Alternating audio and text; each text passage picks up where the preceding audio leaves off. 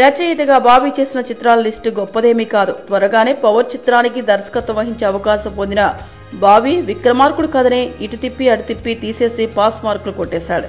Power చాలా average cinema అయినప్పటికీ బాబీకి Pawan Kalyan direct చేసే అవకాశం వచ్చింది. సర్దార్ గబ్బర్ సింగ్ చిత్రానికి పవన్ టీం అతడిని డమ్మిన్ చేసి నెల రోజుల్లో 70% షూటింగ్ పూర్తి చేయడానికి గాను 3 యూనిట్లు పెట్టి సినిమాను చుట్టిపారేసింది. అది డిజాస్టర్ అయినా కానీ ఎన్టీఆర్ లాంటి మరో పెద్ద స్టార్ ని డైరెక్ట్ చేసే అవకాశం దక్కింది. ఎన్టీఆర్ తో త్రిపాత్రాభినయం చేయిస్తోన్న ఈ చిత్రం కోసం బాబీ 8 నెలల సమయం అడిగాడు.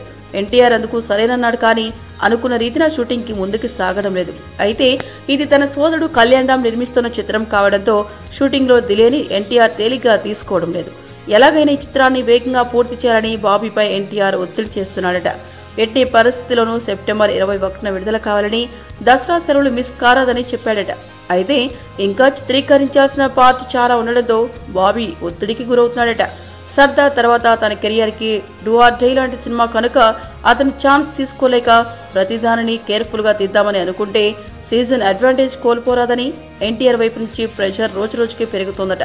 మరి ఈసారి బాబీ ఎలాంటి అవుట్పుట్ ఇస్తాడనేది చూడాల్సిందే. ఏంటండి, వీడియో నచ్చిందా? అయితే ఓ లైక్ వేసుకోండి, లేదంటే ఓ కామెంట్ చేయండి. ఎప్పటికప్పుడు మా వీడియోస్ చూడాలంటే సబ్స్క్రైబ్ చేసుకోండి.